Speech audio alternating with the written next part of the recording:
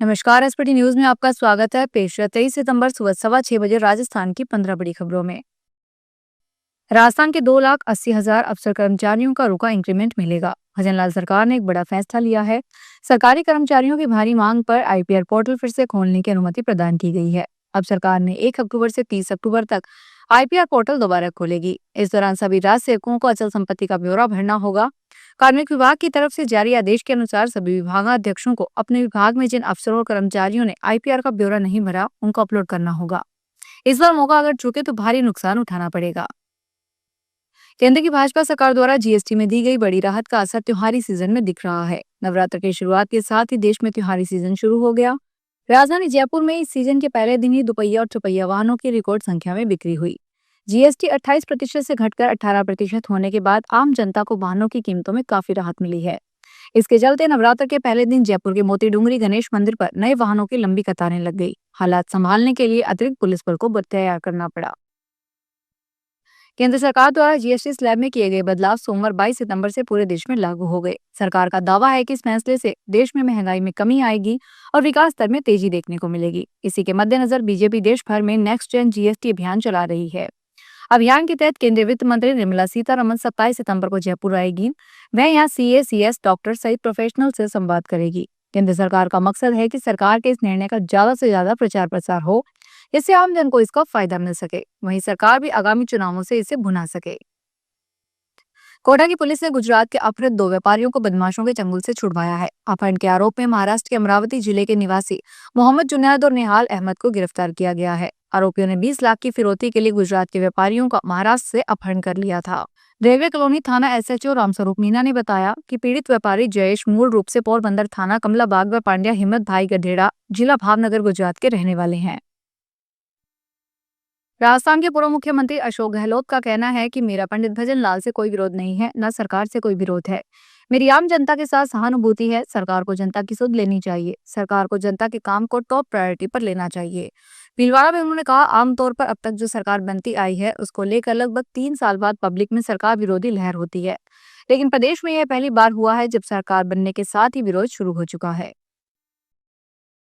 दिल्ली के गुलमोहर पार्क इलाके में साइबर ठगों ने 78 वर्षीय रिटायर्ड बैंकर को डिजिटल अरेस्ट कर लिया। ठगों ने उनके खाते से 1 महीने में 23 करोड़ रुपए अपने खाते में ट्रांसफर करवा लिए। पुलिस ने सोमवार को बताया कि 4 अगस्त को पीड़ित को एक व्यक्ति का कॉल आया था। कॉल करने वाले ने खुद को मुंबई पुलिस का अधिकारी बताया और आरोप लगाया कि वह ड्रग तस्करी के मामले में शामिल है। इसके बाद ठगों ने ईडी और सीबीआई के अधिकारियों के रूप में उससे संपर्क किया। बैरोट में नेशनल हाईवे पर दहमी गुटेड़ा कट के पास स्थित एक मोटरबाड़ी गोदाम में सोमवार को अचानक सिलेंडर ब्लास्ट हो गया। ब्लास्ट के बाद गोदाम में आग लग गई, जिससे आसपास अफरा तफरी मच गई। घटना की गंभीरता इसलिए भी बढ़ गई क्योंकि गोदाम के बिल्कुल पास ही एक पेट्रोल पंप स्थित है। यदि आप वहां तक पहुंच जाते तो बड़ा हादसा हो सकता था। जानकारी के अनुसार गोदाम में धुआं और आग की लपटें उठने लगी।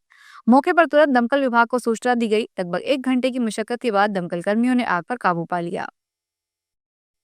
सिरोही में जल्द ही नया फ्लाइंग ट्रेनिंग ऑर्गेनाइजेशन शुरू होने की संभावना है। सोमवार को सिरोही जालौर के सांसद लुब्बाराम चौधरी की पहल पर ड्यूज एविएशन एकेडमी की टीम ने एयरफील्ड का निरीक्षण किया। एकेडमी के अकाउंटेबल मैनेजर मुकेश माथुर और चीफ फ्लाइंग इंस्ट्रक्टर बर्नी शंकर ने हवाई पट्टी का तकनीकी निरीक्षण किया। टीम ने रनवे की जांच की है, मौसम की स्थिति का आकलन किया, साथ ही यहाँ के भूभाग की विस्तृत जानकारी भी ली।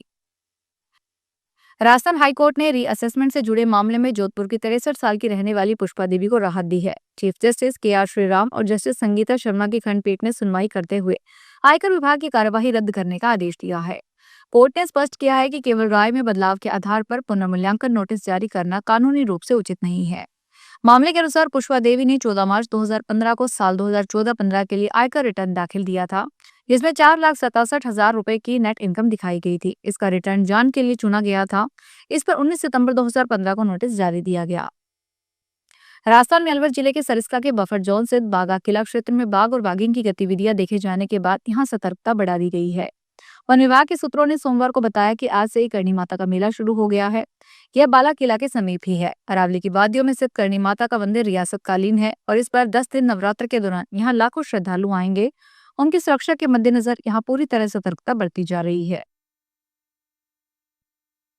राजस्थान की धौलपुर पुलिस ने फाइनेंस कंपनियों के एजेंटों के साथ लूटपाट करने वाले गिरोह का पर्दाफाश करते हुए 4 बदमाशों को गिरफ्तार किया है।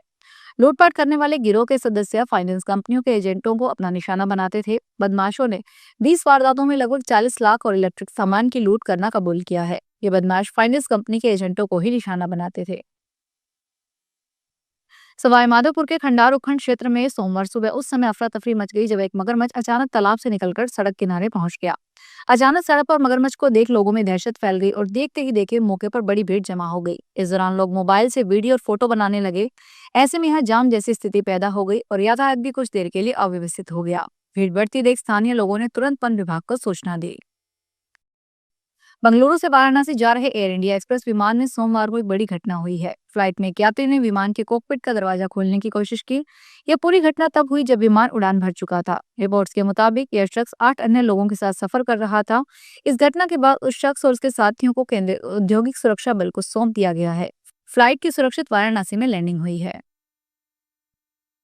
उदयपुर की मोहनलाल सुखाड़िया यूनिवर्सिटी के कुलपति प्रोफेसर सुनीता मिश्रा के खिलाफ छात्रों का विरोध जारी है। एबीवीपी ने यूनिवर्सिटी प्रशासनिक भवन के बाहर विरोध के रूप में सोमवार को सफाई अभियान चलाया। छात्रों ने भवन की सीढ़ियों पर रखे गमलों को व्यवस्थित जमाया, वहां आसपास जमी मिट्टी को झाड़ू से साफ किया और पत्थरों को वहां से हटाया। इसके बाद कार्यकर्ता आंखों पर काली पट्टी बांधकर विरोध जताया और सीढ़ियों पर बैठ गए। सुकेश चंद्रशेखर से जुड़े 200 करोड़ की ठगी के मामले में फिल्म अभिनेत्री जैकलीन फर्नांडिस को बड़ा झटका लगा है। सुप्रीम कोर्ट ने मामला रद्द करने की याचिका पर सुनवाई से इनकार कर दिया। सुप्रीम कोर्ट ने कहा अभी नहीं, याचिकाकर्ता उचित चरण पर फिर से अदालत आए।